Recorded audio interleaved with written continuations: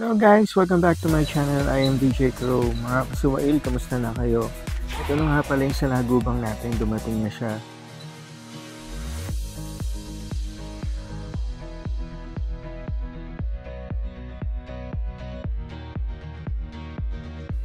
At bago tayo magsimula, syempre nagbugay-pugay muna tayo sa ating daddy, sa ating mga ninuno.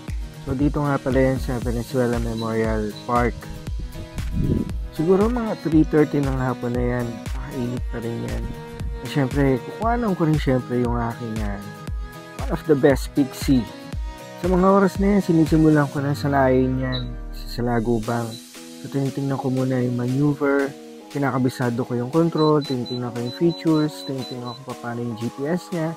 So napakadali niyang gamitin.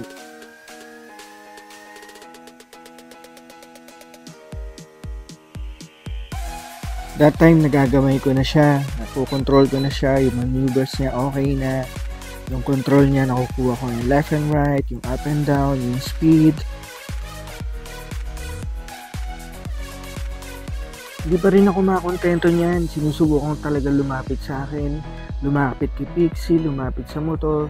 Tingin ko kung ano mangyayari kasi biglang may nangyari dyan.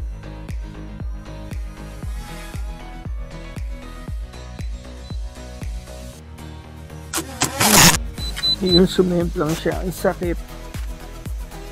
Pati yung camera ko nagasgas.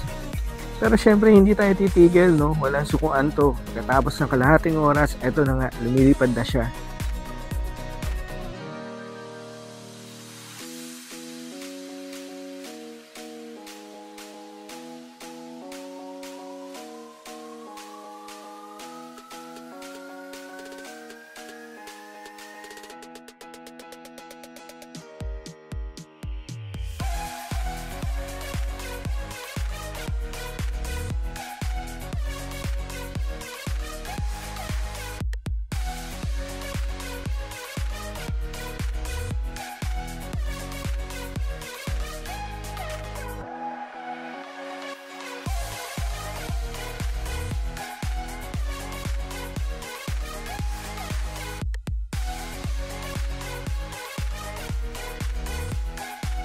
Hindi ko pa rin talaga siya mailayo kasi kinakabahan pa rin ako, natatakot pa rin ako at syempre medyo lumalakas na rin yung hangin dyan.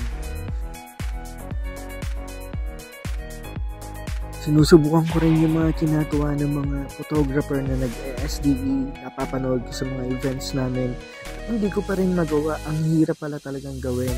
Ifo-focus mo sa isang point lang, then iikutin mo lang siya 360 degrees. Medyo mahirap siya since mahangin siya, magalaw pa rin siya dyan.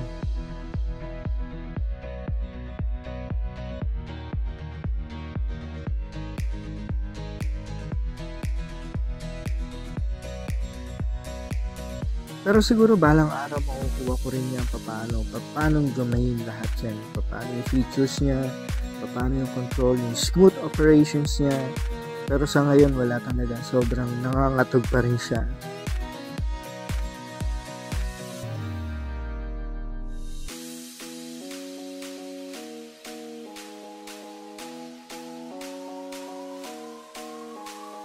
Well, anyway guys, once again, thank you so much for watching 4 minutes of this video.